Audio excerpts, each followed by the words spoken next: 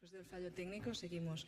Estábamos en que el lenguaje es un tema complejo y además decíamos, ¿no? Y los ponentes de esta mañana, no únicamente es lenguaje, sino es pensamiento, es ordenar ideas, es gestionar cómo vemos el mundo, cómo damos explicación a lo que nos sucede, ¿no? Y es tan complejo que os ponía esta transparencia, ¿no?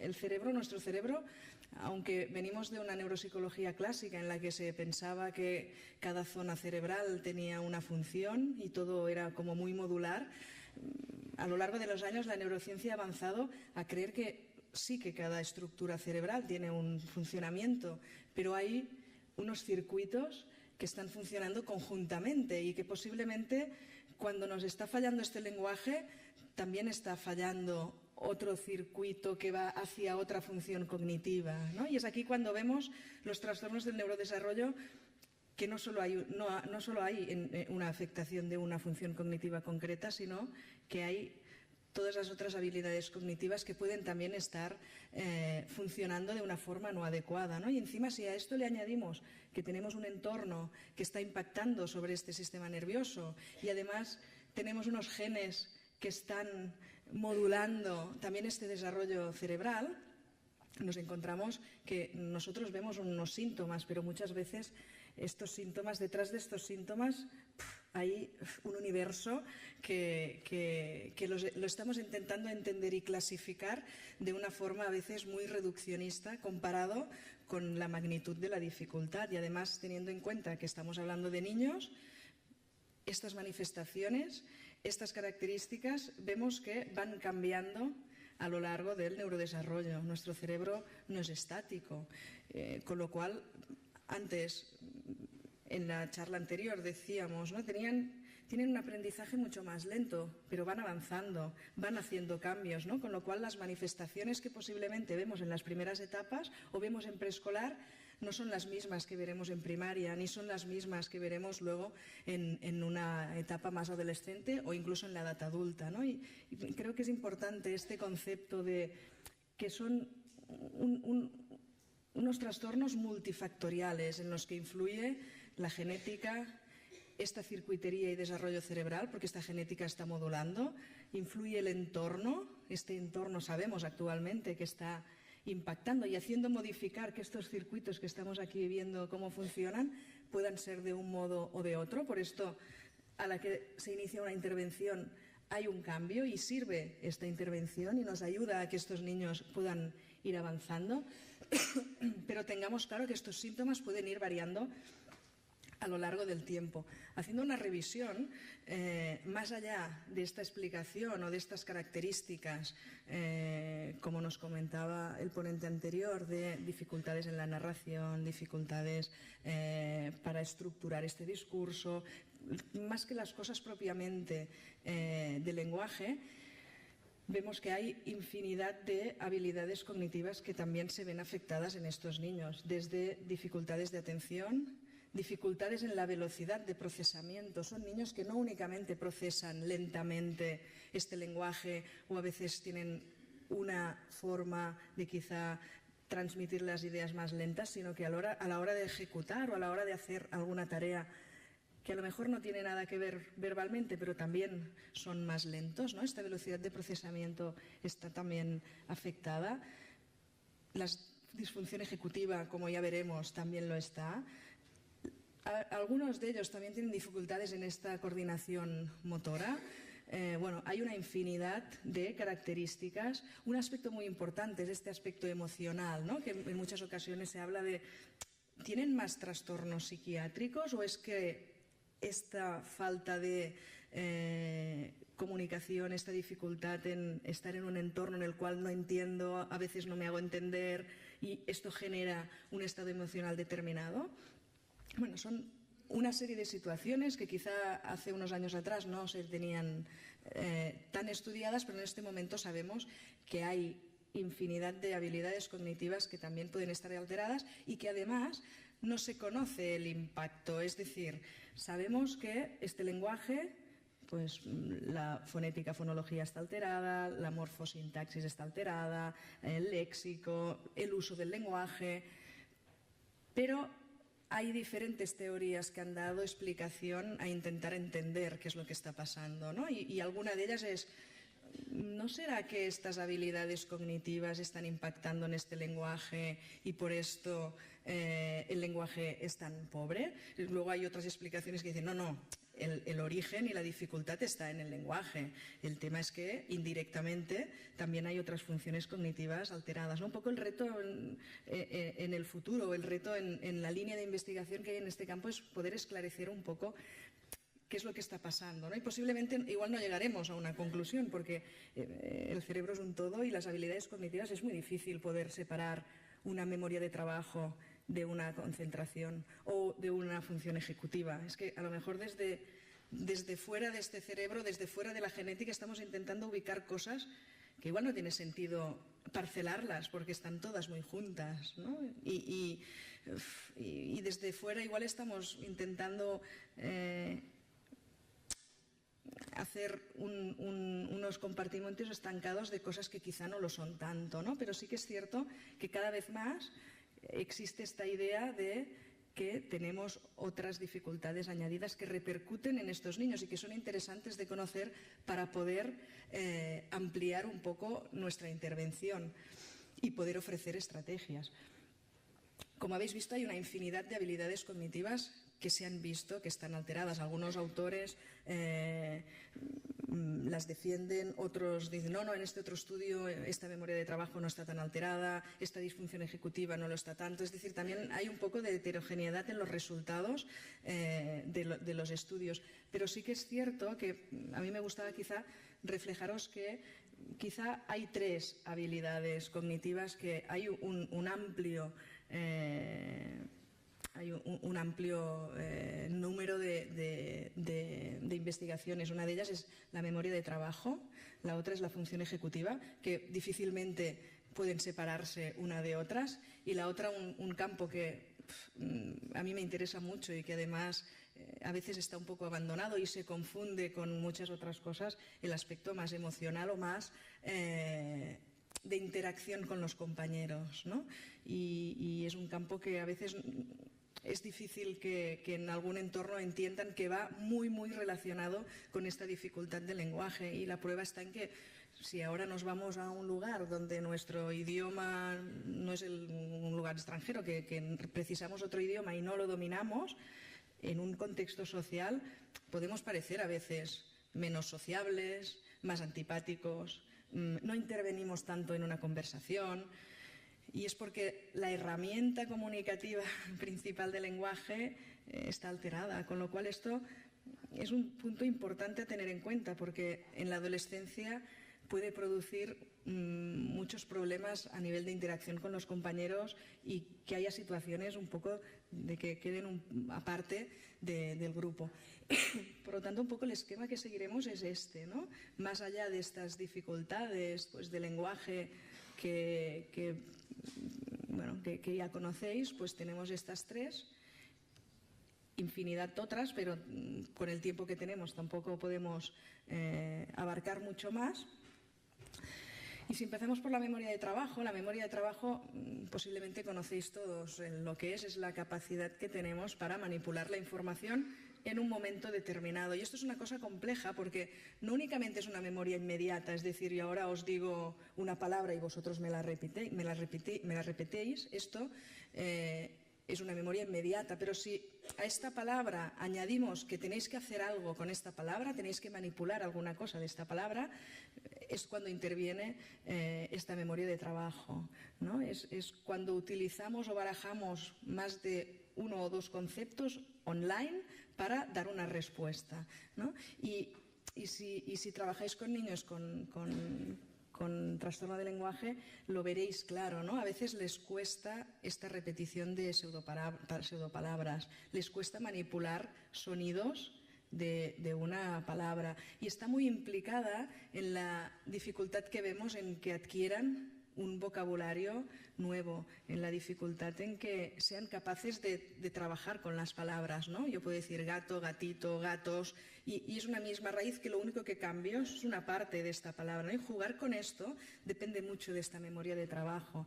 Por lo tanto, hay mucha relación entre memoria de trabajo y este lenguaje, pero si vamos más allá, cuando esta memoria de trabajo está que no funciona adecuadamente, pues también en el día a día también tenemos otras dificultades y las vemos en algunos de estos niños, como puede ser que le digamos 3 cosas para hacer y que nos haga solo una, o que a veces tenga que recordar una cosa que hemos dicho y que fácilmente la olvide, ¿no? Aquí os ponía que hay estudios que han reflejado esta correlación entre memoria de trabajo y lenguaje, y sobre todo una parte muy concreta de esta memoria de trabajo, que es el bucle fonológico que se llama, que es esta capacidad de trabajar con los sonidos de estas palabras, ¿no? Y también se ha visto, hay un poco de discrepancia de opiniones en que esta memoria de trabajo la tenemos verbal, y que tendría mucha relación con el trastorno del lenguaje, pero tenemos otra memoria de trabajo que es la más visual, ¿no? Que es el trabajar también con la información online, pero más visual, más sin tener que intervenir el lenguaje. Y hay autores que hablan de que también tienen esta dificultad de memoria de trabajo más espacial alterada. Otros, en cambio, han dicho que quizá no tanto, ¿no? Estamos en este punto de llegar a tener más estudios para llegar a un acuerdo, ¿no? Lo que sí que está claro es que esta memoria de trabajo baja hace que hay un enlentecimiento y un peor almacén de material verbal y también de material más visual. Les cuesta a veces también acceder a información, poder trabajar con esta información, ¿no? Antes, cuando nos estaban hablando de la capacidad narrativa, y que Claustra decía muy bien, es que claro, aquí intervienen muchísimas cosas, evidentemente, y la memoria de trabajo es una clave. ¿Por qué? Porque cuando estoy intentando explicar una historia, no únicamente tengo que tener una buena capacidad de buscar las palabras adecuadas, sino que tengo que tener online qué es lo que acabo de contar para no volver a repetirlo, o qué información voy a utilizar a partir de ahora, ¿no? O sea que fijaros, y volviendo al esquema del principio, ¿no? Nuestro cerebro no funciona.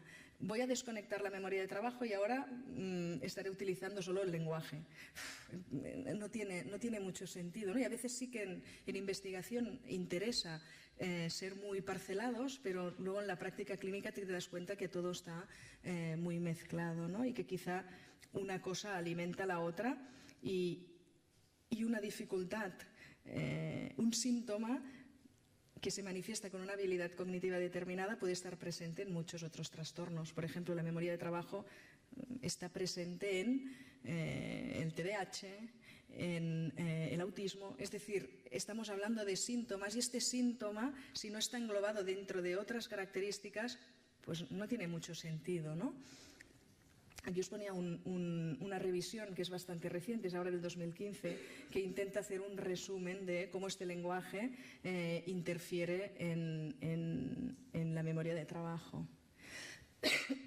Si vamos a por las funciones ejecutivas, y que está muy relacionada con esta memoria de trabajo, las funciones ejecutivas son, aquí os ponía un poco un director de orquesta, porque es la habilidad que nos permite ordenar, planificar, ejecutar un pensamiento, un objetivo que tengamos, ¿no? La capacidad de, me propongo un objetivo y sigo una serie de pasos de una forma continuada, de una forma fluida, de una forma adaptada para llegar al objetivo al que quiero conseguir, ¿no?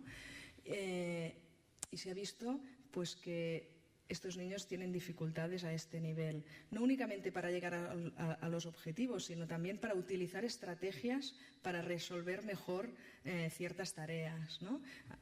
Antes nos hablaban de una lista de aprendizaje.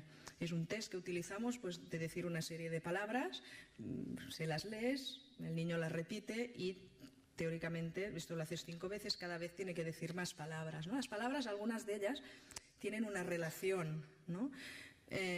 Por ejemplo, hay objetos pues más de escolares o librería, hay objetos ropa, hay objetos comida, ¿no? La capacidad de para poder recordar esta lista de palabras que me estás diciendo, la capacidad de buscar estas estrategias forma parte de esta función ejecutiva, y se ha visto que estos niños utilizar estas herramientas les cuesta mucho, o al menos no es automático, con lo cual la intervención debe tener en cuenta esto para ofrecerles, ¿no?, técnicas o herramientas para poder tener estrategias para una cosa que nosotros hacemos de forma natural, que es englobar cosas, ellos no la tienen, ¿no? Lo complejo es saber hasta qué punto esto es únicamente por el problema del lenguaje o por dificultad más general en función ejecutiva, ¿no? Pero que esta dificultad está muy presente. También dificultad para inhibir, planificar estrategias de resolución de problemas, ser flexible. No sé si a veces os habéis dado cuenta, pero son niños que precisamente a veces quizá le das la explicación clínicamente, ¿no? Es que claro, es que con que la comprensión está un poco afectada necesitan tenerlo todo muy controlado, ¿no? Son chicos que son muy poco flexibles cognitivamente, necesitan tener una estructura, una rutina, y cuando salen de esta rutina se les dispara un poco la ansiedad o se agobian fácilmente, ¿no? Porque necesitan tener esta estructura. Puede ser por la falta de comprensión, pero también puede ser una característica de esta disfunción ejecutiva. También la capacidad para generar respuestas a instrucciones determinadas, ¿no? Lo que os decía, esta misma estrategia también de dar una respuesta a esta lista de palabras, pues también al revés, ¿no? Cuando les pides que ordenen ciertos conceptos, les cuesta muchísimo, ¿no? Y tenemos un estudio del ponente anterior, la verdad es muy interesante, en el que pone de manifiesto esta dificultad en estas funciones ejecutivas y además en reflejar un poco esta dificultad en estrategias para manipular mejor la información, ¿no? Fijaros en las tareas anteriores de explicar una historia. También lo ves muy claro, ¿no? Para poder explicar una historia previamente tengo que tener un guión, tengo que saber por dónde voy a empezar a explicar aquella historia. Y esto hay parte evidentemente de lenguaje a la hora de producir, pero hay parte de pensamiento, ¿no? Hay parte de estructurar, de saber por dónde empiezo, porque si no estaré perdida. Voy a empezar lo que a veces les sucede, ¿no? Que empiezan a explicar una cosa, no hay hilo conductor, luego explican otra, luego otra, y además muy mal estructurado porque esta herramienta de lenguaje no es adecuada, ¿no? Estas funciones ejecutivas hay numerosos estudios y aún están pues un poco contradictorios, ¿no? Hay estudios que reflejan una dificultad en general en todas ellas y hay otros que concretan más en algunos aspectos.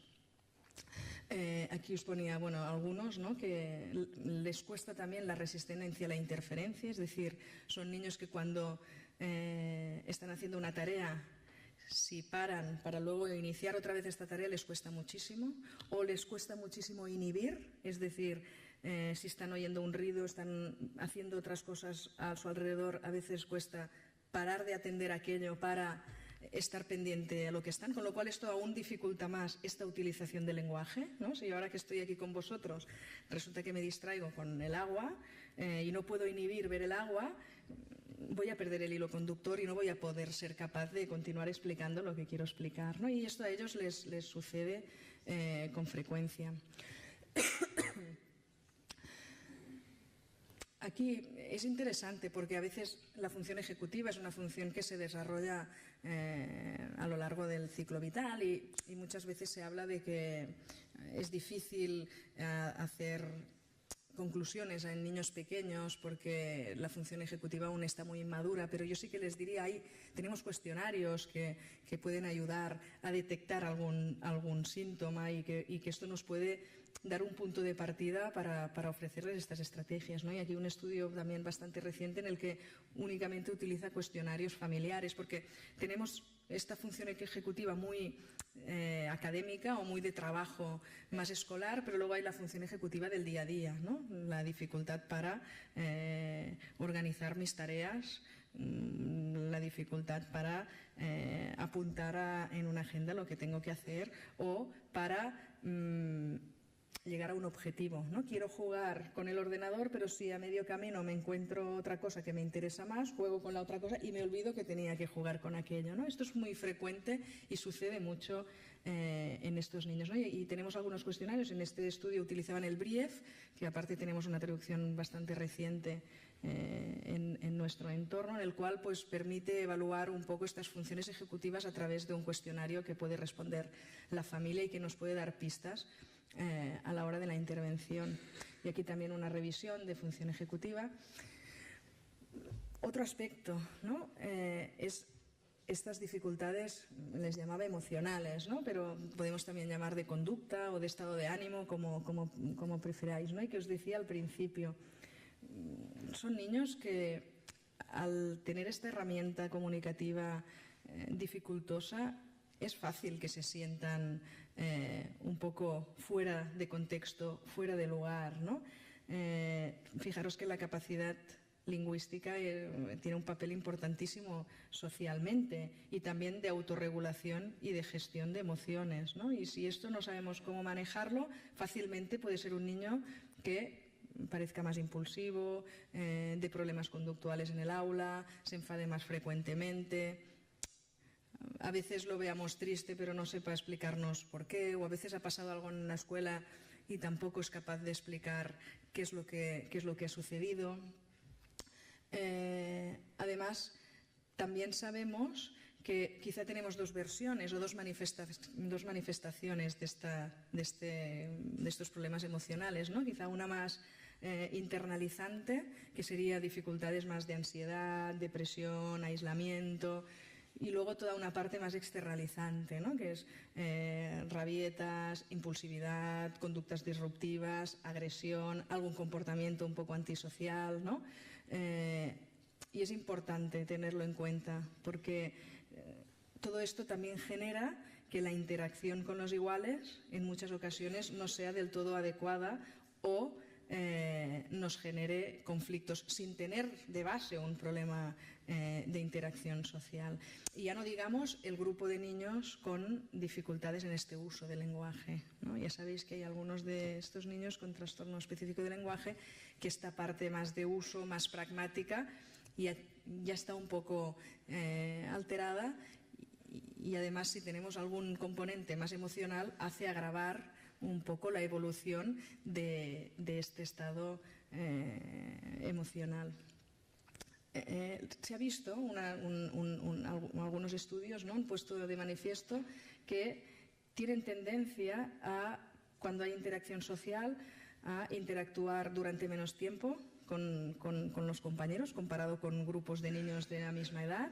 Tienen mayor dificultad en acceder a una interacción que ya ha empezado, ¿no? El otro día recordaba una niña, una adolescente que estamos haciendo un grupo un poco de habilidades sociales y explicaba, ¿no?, que es que claro, cuando yo empiezo, estamos en el patio y ahora claro, ahora siempre hablamos y tal, cuando intento decir lo que quería decir es que ya están hablando de otra cosa, ¿no? Imaginaros la sensación de tener ganas de comunicar, entrar en contacto en esta interacción, pero cuando quiero decir una cosa ya están por otra totalmente distinta, ¿no? Por lo tanto, tienen una mayor dificultad para iniciar interacciones con los otros. El interés de iniciar una comunicación a veces es ignorada por los compañeros precisamente por esto, porque a veces es súper lenta, no da respuesta adecuada o frente a una pregunta con que no sabe qué contestar, fácilmente puede contestar no sé o vale, bueno, ¿no? Estas herramientas que a veces vemos que quedan bloqueadas y en esta situación lo que hace es que los otros compañeros quizá tengan menos interés en interactuar con ellos.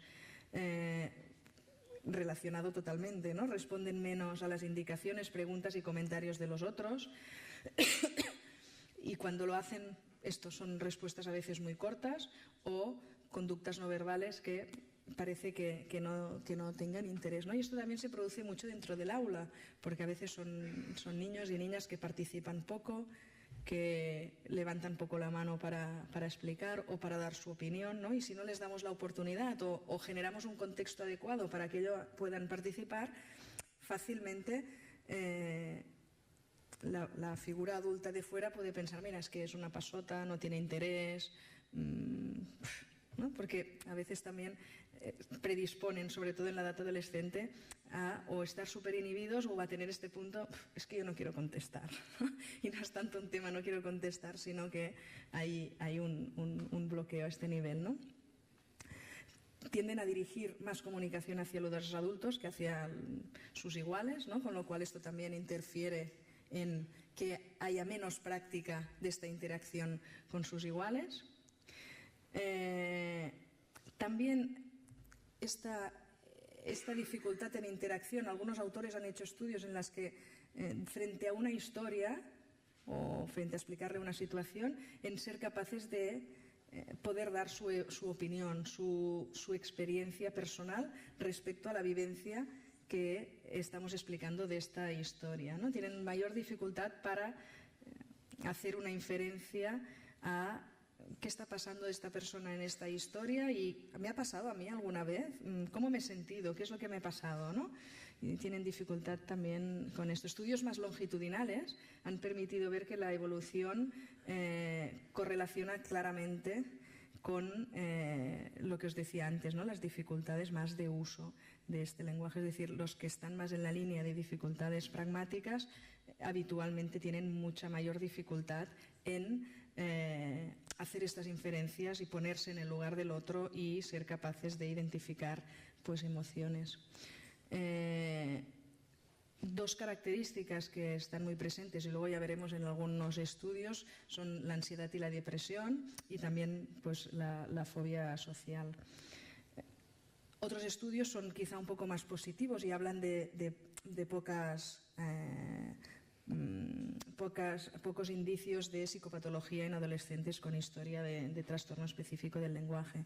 Y esto os lo ponía porque es interesante ver cómo la manifestación entre niños y niñas en ocasiones es un poco distinta, ¿no? De este perfil más emocional. Aquí es un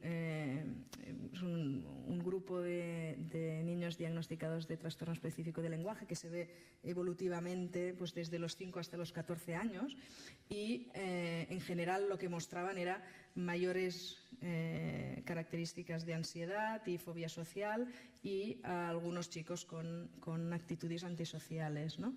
Y aquí un poco el perfil distinto entre niñas y niñas era porque, fijaros, no sé si se lee muy bien, pero la idea es que las niñas tienen muchas más dificultades a nivel internalizante, que decíamos antes, ansiedad, depresión, aislamiento, y en cambio esta parte de aquí que es más abuso de sustancias, problemas conductuales, son muy bajas. Y en cambio los niños, ¿no? Tenemos, y también hay dificultades a nivel de ansiedad, depresión, pero se dispara muchísimo más esta parte conductual y abuso de sustancias, impulsividad, ¿no? Y me hacía gracia ponerla porque es un perfil que pienso que cuadra bastante cuando vemos a estos chicos en la clínica, ¿no? Las niñas quizás son más internalizantes y se dispara mucho la ansiedad, el mutismo, este punto. Y los niños quizá la manifestación es como mucho más agresiva, más conductual, ¿no? Estas dificultades eran claras y consistentes y se mantenían a lo largo del tiempo, O sea, las manifestaciones que aparecían a los 5, pues a lo largo del tiempo persistían. Este metaanálisis, que lo que hacía era, coger a varios estudios con niños de 2 a 12 años y se hacía como varias preguntas, ¿no? Que pienso que son preguntas interesantes. Una de ellas es, ¿los niños con trastorno de lenguaje tienen más riesgo de problemas emocionales y conductuales en la adolescencia y la edad adulta comparado con sus compañeros? ¿No?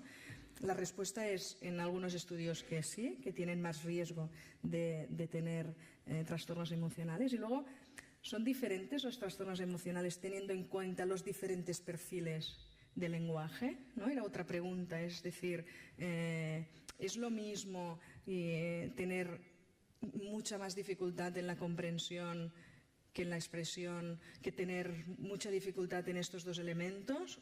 o en cambio, o ser críos que tienen únicamente una dificultad, como ahora nos clasifica el DSM-5 de trastorno de la comunicación social, es decir, tienen perfiles emocionales distintos, ¿no? Y este estudio lo que sí que veía es que entre el 50 y el 80% de los niños con trastorno de lenguaje tenían asociado un trastorno emocional, ¿no? Aunque no hay evidencia específica de que se pueda hacer un diagnóstico muy específico. En cambio, sí que de TDAH muchos de los estudios manifestaban que puede ir asociado un trastorno de déficit de atención. Sí que los otros eran cosas un poco inespecíficas, ansiedad, depresión, bueno, no quedaba muy claro.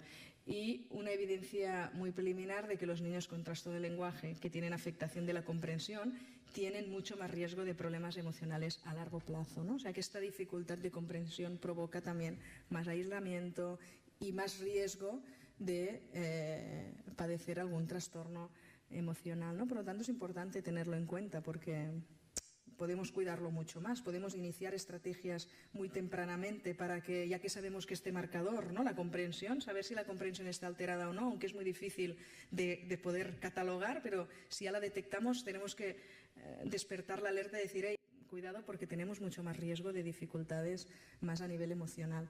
Este otro estudio, que se hacía de los 7 hasta los 16 años, veía como 4 trayectorias, ¿no? Una de niños con TEL pero que no tenían problema de interacción social, algunos problemas que pueden aparecer en algunas etapas y desaparecer en otras, y luego una gran gama de problemas persistentes, es decir, que están muy presentes constantemente, y luego otros que muy persistentes y además están pues hasta etapas avanzadas de la adolescencia. Un poco también en esta línea, estos detectaban una cosa importante, y es que si la intervención se hacía a los 5 años o antes de los 5 años y había cierta buena evolución, esto generaba un buen pronóstico brutal, ¿no?, clarísimamente. Y las dificultades que persistían, las dificultades. Sí, las dificultades que persistían hacían como diferentes grupos, ¿no? Los que tenían asociada una dificultad de atención, TEL con dificultad de atención, si había dificultades más expresivas, esto aparecía mucho más marcadamente. Luego hacía otro grupo que era dificultades receptivas y expresivas, había muchas más dificultades a nivel de interacción social, y luego los que tenían un poco una mezcla de todo y teníamos otros trastornos añadidos, tenían mucha dificultad de interacción social y además ponían una característica a añadir, y es que este cociente de inteligencia se veía mucho más afectado, teníamos cocientes de inteligencia mucho más bajos, ¿no?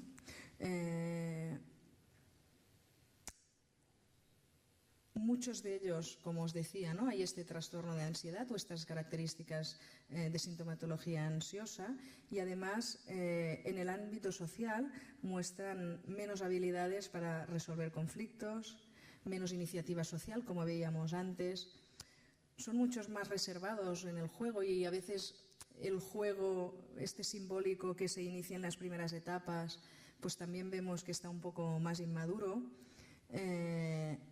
y que pasan mucho más tiempo en colaboración, intentando interactuar con los otros, ¿no? Parece que estas características las podemos explicar por esta dificultad del lenguaje, y también podemos añadir que hay otras dificultades pues añadidas que también están interfiriendo en esta buena producción de una interacción social. Otro aspecto que es interesante y que os lo he puesto aquí porque es un estudio bastante nuevo y que se ha hablado de este tema, pero creo que habrá mucho más debate y que además nos confunde a veces con otros trastornos añadidos, como puede ser el trastorno del espectro autista, y es la teoría de la mente, ¿no? Cómo niños con trastorno específico del lenguaje tienen dificultades a la hora de interpretar esta teoría de la mente, ¿no? Y y cómo esto también tiene mucha relación con el lenguaje, ¿no? Y no sabemos hasta qué punto el lenguaje realmente está interfiriendo mucho a poder hacer esta lectura de qué es lo que piensa el otro, qué es lo que siente el otro, o es otra característica más dentro de todas aquellas que os decía de añadidas a este cerebro que está funcionando de una manera distinta, y si funciona de una manera distinta, evidentemente puede dar sintomatología muy, muy variada. Y os añado otra complicación, que es si además hay un trastorno del neurodesarrollo asociado a este trastorno del lenguaje. Como ya sabemos, pues a veces está añadido el TDAH, a veces la dislexia, el trastorno del desarrollo de la coordinación, a veces el trastorno del espectro autista. Es decir, fijaros que todo esto aún nos hace complicar más la situación y quizá detectar síntomas que no son propiamente del lenguaje, sino que tienen otra repercusión y otras esferas. Aquí simplemente os ponía un poco de bibliografía para sustentar esta comorbilidad, que es una cosa que está bastante presente en estos niños, ¿no? Y que a veces, pues, aquí un poco en las conclusiones os ponía, ¿no?, que en cierto modo todos los modelos etiológicos actuales coinciden en plantear que en la clínica del TEL, hablo del TEL, pero sería un poco extensible a cualquier otro trastorno del neurodesarrollo, ¿no?, englobaría un conjunto de déficits y habilidades cognitivas que podrían ser independientes entre ellas y tendrían su correlato en diferentes estructuras cerebrales, ¿no? Es decir, cada trastorno sigue su propia cadena de características cognitivas y de esta manera se puede explicar mucho más la heterogeneidad que se encuentra en todos los niños, y además los perfiles cognitivos a veces nos pueden dar poca especificidad para trastornos concretos, ¿no?, sino que diversos trastornos pueden compartir perfiles cognitivos parecidos, ¿no? Y aquí es el arte un poco del clínico en detectar, ¿no?, por ejemplo, este estudio de antes de la teoría de la mente, este síntoma que es teoría de la mente baja, ¿es de TEL o es de TEA? Aquí es donde, ¿no?, estamos describiendo un síntoma, estamos describiendo perfiles cognitivos que los podemos englobar en función de todo lo otro que vemos en una caja o en otra, ¿no? Con esta nueva visión surgen diversas líneas de investigación que van en la dirección de estudiar perfiles cognitivos teniendo en cuenta los genes, los factores ambientales, porque el entorno está influyendo en este desarrollo cerebral, y el análisis de diversos circuitos y estructuras cerebrales, ¿no? Y evidentemente no nos paramos aquí, sino que hay toda una línea de crecimiento de explicaciones, que esto creo que es lo que hace interesante pues nuestro trabajo, ¿no?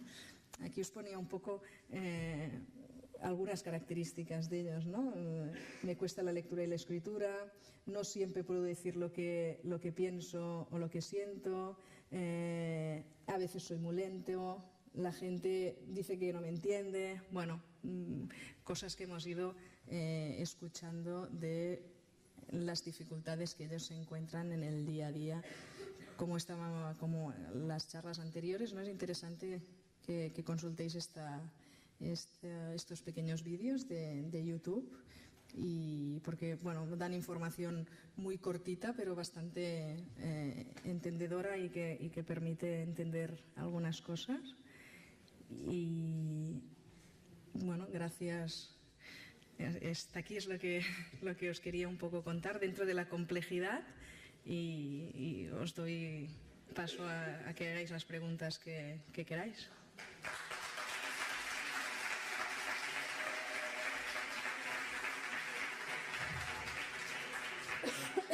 Bueno, muchas gracias, Katy. Preguntes, comentaris, dubtes? Hola. Me ha encantado. Está muy bien.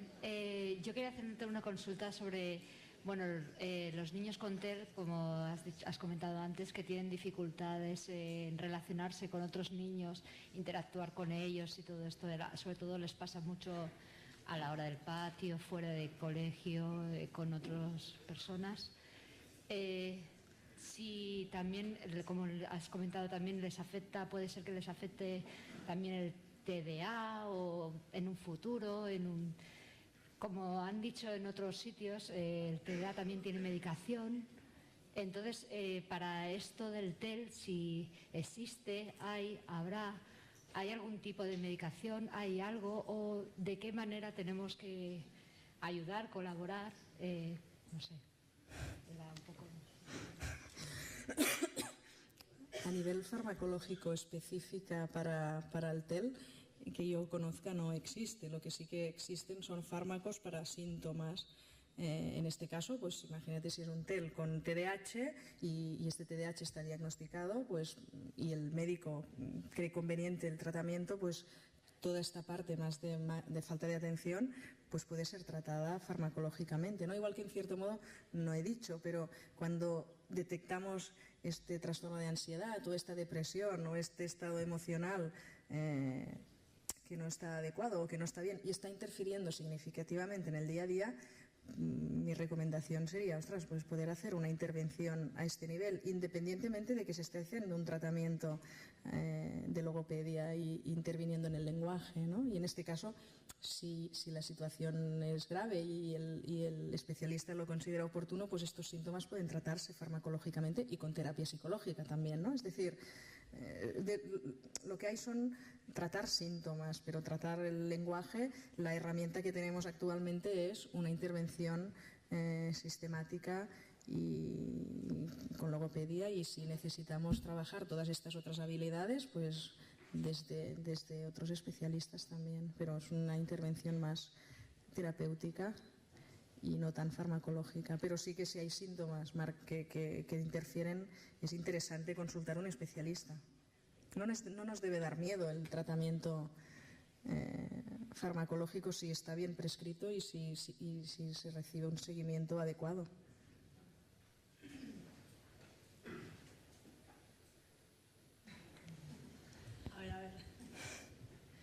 A ver, que yo no me he aclarado bien. Entonces, ¿la adolescencia quién lo lleva mejor, los chicos o las chicas? Yo tengo chicos. Lo he entendido que está por igual, pero no. Lo llevan por igual los dos. Lo que pasa que el estilo en este estudio os reflejaba que es un poco distinto. Las manifestaciones pues pueden ser distintas, ¿no? Igual que en la población que no existe el TEL, ¿no? El estilo más del cerebro mujer es como más introvertido, más ansioso, más de depresión, y el cerebro quizá más masculino, que esto no quiere decir que siempre sea así, ¿no? Estamos hablando un poco de estereotipos, ¿no? Pero que es interesante de poder ver, ¿no? Y el estereotipo pues más masculino pues es un poco más externalizante, ¿no? Más ¿Priorizan mejor o peor? diferente. El tema es cómo esto interfiere en el día a día, ¿no? Tan malo es que seas excesivamente inhibida y que tengas mucha ansiedad y que seas muy, muy internalizante, porque esto te va a causar problemas, como que pases una adolescencia súper irritable, contestando mal, liándola constantemente. Claro, son dos estilos distintos, pero que tanto uno como otro puede ser muy negativo. No es que uno sea peor que otro. Gracias. Aunque yo creo que a nivel de experiencia interna, el chaval es más fácil. Las niñas tienen tendencia a hacer más cotilleos, más dobles sentidos, más hablar tú, que si me gusta, que si no me gusta. Entonces, probablemente, los chavales les es más fácil porque es más jugar a fútbol, cambiar no sé qué, sí, ¿no? Son más directos, no hay tanto doble sentido ni tanta manipulación, que lógicamente hay el problema de... Sí, exacto. Y a lo mejor esto sí que puede hacer... Claro, es que no lo tienen fácil, Y fijaros que el lenguaje, estamos hablando de una cosa súper compleja, muy compleja, y que intervienen muchísimas cosas, ¿no? Y que a veces lo tratamos como, bueno, que no habla bien. No, es que este no es el tema, ¿no? Es que no estructura bien, es que no se organiza bien, es que a la hora de interpretar quizá algunas cosas tampoco las acabamos de interpretar bien, es decir, que tiene toda una complejidad. Hola, yo soy maestra de educación especial de un colegio público del Maresma, de Vilassar, Cap d'Estudis también. Quería hacerte dos preguntas. CENI Maresma, si es un centro público, privado o si es de recurso... Es privado. Vale, privado. Bueno, siempre estamos buscando recursos fuera del colegio, o sea, es normal. Y la segunda pregunta ¿es precipitado hacer un diagnóstico antes de los 5 años de TEL? A ver, no es que sea precipitado. Yo creo que hay un concepto importante y es, podemos, a lo mejor si no lo vemos claro, no hacer un diagnóstico, pero podemos detectar síntomas. Podemos detectar cosas que nos están saltando la alarma, ¿no? A lo mejor no eres capaz de hacer un diagnóstico en esta etapa tan inicial, pero sí que ves cosas. ¿Y por qué? Porque tienes una comparativa con el resto de chicos. A ver, es determinante el hecho de esto que decíamos, ¿no? Que seas de los pequeños, que seas de los grandes. No nos damos cuenta, pero esto es muy determinante. Y el lenguaje, a veces hay críos que tardan un poco más y otros... Pero la intervención... Dejemos un poco las etiquetas por un momento, y hagamos intervención, ¿no? Antes con Claustra decía, ¿no? Ostras, este concepto, ¿no? De enseñarlos a pensar, explicar cuentos. Oye, si tú ves algunos síntomas de que estamos retrasando este lenguaje, trabajemos. Y además tenemos los centros de atención precoz. La pregunta va por ahí un poquito también, ¿no? O sea, a veces se contradice que las características están y las conocemos tanto colegio como familia. Y a veces, pues antes hemos hablado de CREDAS, ¿no? Necesitan un diagnóstico para poder acceder a los colegios y tener ese recurso. Bueno, sé que sería un tema aquí de debate muy amplio, ¿no?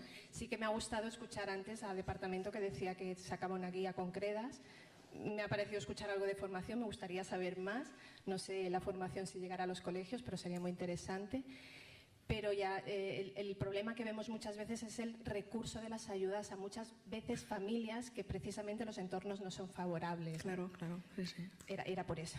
De todos modos, también el diagnóstico, se puede hacer un diagnóstico que luego sea movible.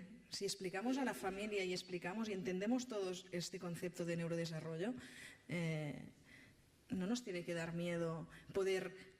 Ya no lo vivamos como una etiqueta, sino como un poder entender todos lo que estamos manejando entre manos, ¿no? Y ver, oye, vemos una serie de síntomas que, oye, le podemos dar este nombre y vemos a ver qué tal evoluciona y nos ponemos a trabajar. No nos ponemos a dialogar si es TEL o no es TEL. ¿A ti qué te parece? No, es que a mí me han dicho que es TDAH, no, es que el otro dice que es TEL. Porque con este peregrinaje va pasando tiempo, ¿no? Y estamos diciendo, oye, una intervención antes de los 5 años, porque nos puede permitir ya no únicamente que esta familia esté más tranquila y que entienda lo que está sucediendo, sino que estas estructuras, cuanto antes, si ya sabemos que hay una disfunción ejecutiva, oye, trabajemos esto. Si ya sabemos que esta memoria de trabajo está baja, trabajemos esto, además del lenguaje, ¿no? Y no va a hacer ningún daño esto, al contrario, ¿no? Nos va a ayudar a tirar hacia adelante, ¿no? Con lo cual tampoco nos tendría que dar miedo hacer un diagnóstico antes de los 5 años. Entiendo que hay casos que es complicado poder perfilar este diagnóstico, pero luego hay casos que son muy claros y que los profesionales que están dentro del campo, ostras, lo ven y lo detectan, ¿no? Y yo pienso que es lo interesante, hacer un diagnóstico precoz, ¿no?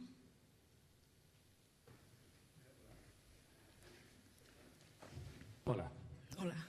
Yo soy padre de... Bueno, somos padres de una niña que ya no es tan niña porque tiene 22 años, que cuando tuvo 12 nos dijeron que tenía TEL. Nosotros hemos pasado por logopeda, por muchas Perdona cosas. un segundo, esto es lo que no debe pasar. Ya, pero cuando ¿No? nosotros... Es decir, un diagnóstico tarde, ¿no? Por lo que estamos luchando es que el diagnóstico pueda ser precoz. Cuando tenía 4 años, nuestra hija, nadie sabía lo que era el TEL, por lo menos de nuestro entorno próximo. Y a pesar de eso fuimos a logopedas, hicimos muchas cosas. a medida que ha ido pasando los años hemos ido haciendo cosas diferentes, ¿no? Y yo diría que nos apuntamos a todo, porque además nuestra hija, dejadme poner un calificativo, en su infinita bondad nos ayuda con todo, es decir, se apunta a todo lo que le decimos. Pero bueno, yo diría que a partir de una edad nos ha ido muy bien contar con una psicóloga y además con una psicopedagoga que la ayudan durante estos últimos años. Pero la pregunta es, ¿hay algo más? Es decir, pasamos por la logopedia, pasamos por un rehabilitador neurológico que venía de Estados Unidos, del cual no sé si habéis oído hablar, que era Unruh, doctor Unruh, no sé si era doctor, pero participó en el equipo que investigó la lateralidad y venía a Barcelona y nosotros nos apuntamos con él. Hemos hecho tomatís, velar, todo, pero hay algo más cuando ya empiezan a ser mayores, porque claro, habéis llegado hasta la adolescencia, pero nosotros ya la hemos pasado. Gracias. Claro. No, yo pienso que sí, ya tenéis un recurso, tenéis un diagnóstico, tenéis este aspecto más psicológico tratado.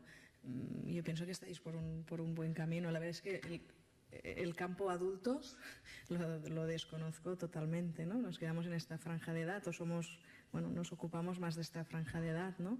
Pero yo creo que si tiene un recurso a esta edad de poder ofrecerle herramientas o ayuda o soporte frente a las situaciones que ella pueda encontrarse en el día a día, yo pienso que esta ya es la línea en la que no hay nada más a hacer que yo sepa, ¿no? No sé si quizá alguien está más habituado a tratar adultos. Berta, potser tú.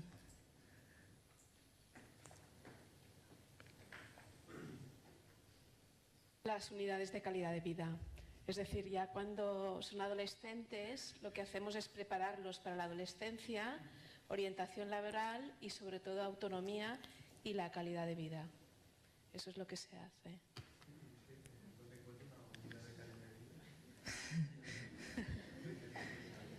En principio, ¿sois de aquí? ¿Sois de...? Pues en principio en los servicios sociales tienen que haber expertos en calidad de vida. Los asistentes sociales a lo mejor son los que os pueden asesorar más en qué profesionales podéis dirigiros. Muy bien. Y a nivel de autonomía, a nivel de dependencia. Sí. Pues yo pienso que es lo que tenéis que hacer, darle soporte para favorecer la autonomía, para favorecer todo lo que son las redes sociales.